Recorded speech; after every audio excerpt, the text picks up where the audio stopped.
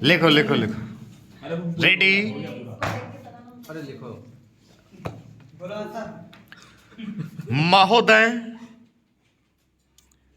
देश में जो उद्योग धंधा चल रहा है या देश की उन्नति करने का, देश में समृद्धि लाने का जो वैज्ञानिक या प्रौद्योगिकीय आविष्कार हो रहा है, उसमें भी उसका उपयोग पूरा पूरा हो। यदि ऐसा हो तभी मैं समझता हूं कि हमारी पेटेंट प्रणाली सफल सिद्ध हो सकती है। यह प्रश्न उठ सकता है कि किस सीमा तक व्यक्ति के अधिकार की रक्षा की जाए और किस सीमा तक उसके अधिकार का हनन किया जाए। काफ़ी समाज का अधिक से अधिक लाभ हो सके, समाज उसका अधिक से अधिक उपयोग कर सके। एक दृष्टिकोण जो इसके पीछे है, हमें इस बात का ध्यान रखना है कि हम 101 करोड़ हैं। हमारी कई जातियाँ, कई धर्म, कई भाषाएं और कई प्रकार के रीति रिवाज हैं। इस विविधता से हमें लाभ उठाना चाहिए, किंतु आज भेदभाव का भूत हमारे सिर पर चढ़ रहा है। भारत को स्वतंत्रता मिली है, इसका अर्थ यह होना चाहिए कि गरीबों की सेवा के लिए आज तक हमें जो सुविधाएं उपलब्ध नहीं थीं वे मिली हैं। जिस प्रकार भरत ने अयोध्या के राज्य को राम का समझकर सेवक वृत्ति से राज्य का काम संभाला था, उसी प्रकार हमें समझना चाहिए कि राज्य गरीब जनता का है और उसके नाम पर उसके संरक्षक बनकर हमें उसको चलाना है। अब गरीब को ऐसा अनुभव होना चाहिए कि हर एक उसकी सेवा में लग रहा है। सूर्य के उदय होने पर धनी गरीब सबके घरों में प्रकाश पहुंचता है। ठीक उसी प्रकार स्वराज्य का लाभ सबको एक समान मिलना चाहिए। इसका सुख धनी निर्धन सबको बराबर मिलना चाहिए। जनता को हमने वचन दिया था कि स्वराज्य मिलने पर हम आपके दुख दूर करेंगे। अब वह समय आ गया है जबकि हमें अपने उस दिए हुए वचन को सार्थक करना है। इतने बड़े देश में विचार भेद होना स्वाभाविक है। देखना यह है कि हम लोगों के विचारों में कुछ अंश समान भी हैं या नहीं। यदि हैं तो समान कार्यक्रम बनाइए।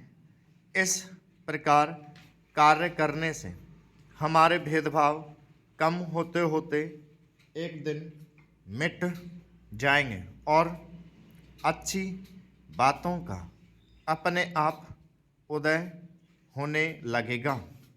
अगर उसी प्रकार भेद स्थापित करने का प्रयत्न किया गया तो लोग सत्ता के पीछे पड़ जाएंगे और स्वराज्य प्राप्त करने का आनंद हम लोगों को नहीं मिल सकेगा।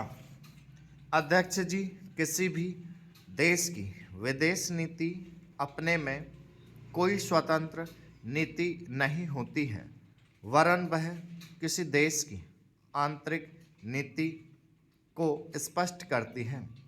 उदाहरण के लिए हम अमेरिका को ले सकते हैं।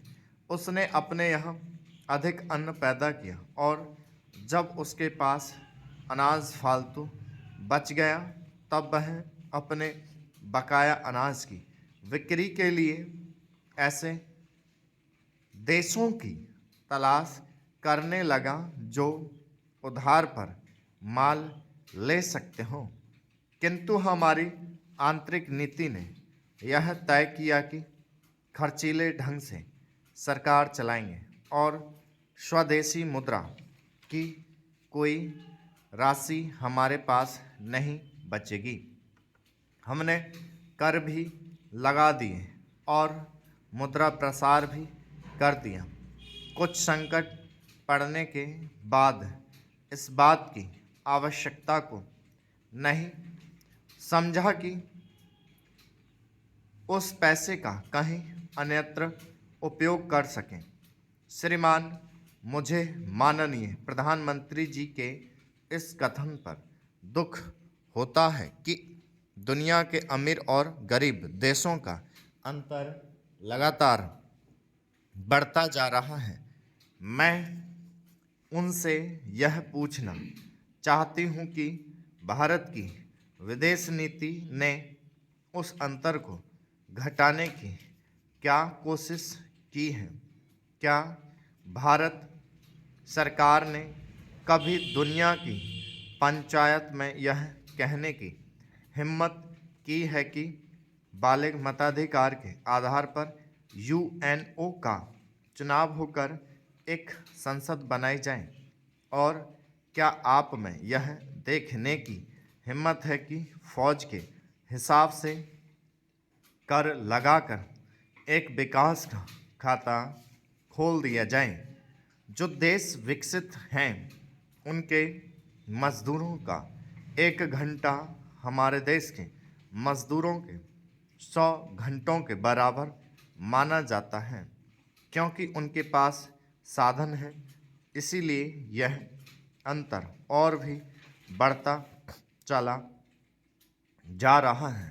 किसी देश के अंदर आंतरिक नीति में अमीरी और गरीबी का अंतर बढ़ता चला जा रहा हो और वह दुनिया के देशों में विद्यमान अमीरी और गरीबी के इस अभिशाप को समाप्त करेगा, यह समझ में आने वाली बात नहीं है।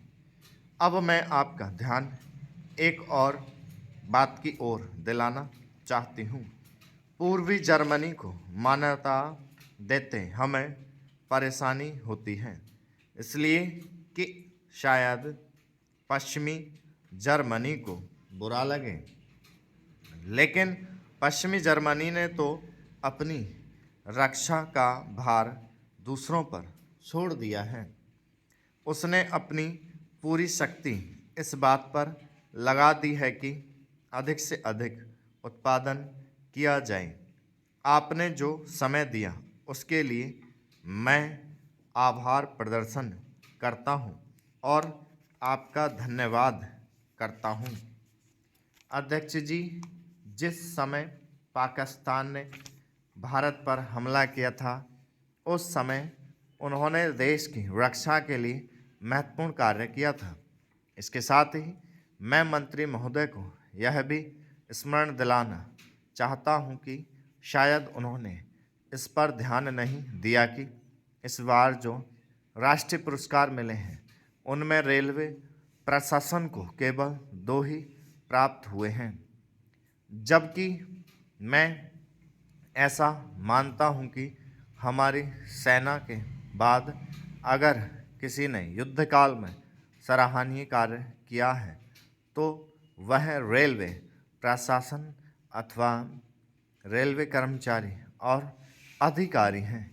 इसलिए उनके मनोबल को बनाए रखने के लिए और उनको प्रोत्साहित करने के लिए रेल मंत्री को इस बात पर भी ध्यान रखना चाहिए और इसका प्रयास करना चाहिए कि जो भी इस तरह के प्रोत्साहन मिलें उनमें रेलवे का विशेष ध्यान रखा जाए। रेल मंत्री महोदय ने अपने वक्तव्य में भी रेलवे कर्मचारियों की प्रशंसा की है या उनको प्रोत्साहन दिलाया है, लेकिन यह प्रोत्साहन शांति काल में भी बना रहना चाहिए। रेलवे ने युद्ध काल में जो काम किया वह तो देश की रक्षा का महान उद्देश्य था, लेकिन उसके बाद देश के निर्माण में स्टॉप